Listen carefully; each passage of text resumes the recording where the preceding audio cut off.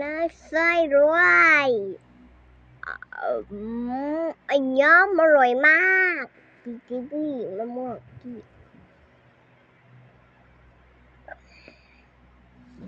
น้ำแบบบางแล้วกันนะอันนี้กินดีมากนะยังไม่ใช่ประเด็นดินแตกก็คือดินเดินไม่ใช่ผู้ร้ายโทษเราจะแกนี่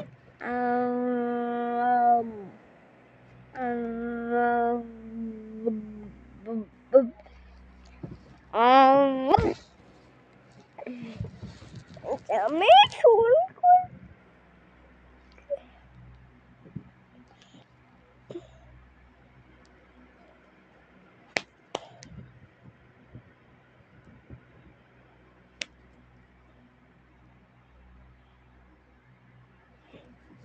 โอเคแล้วลาไปก่อนนะ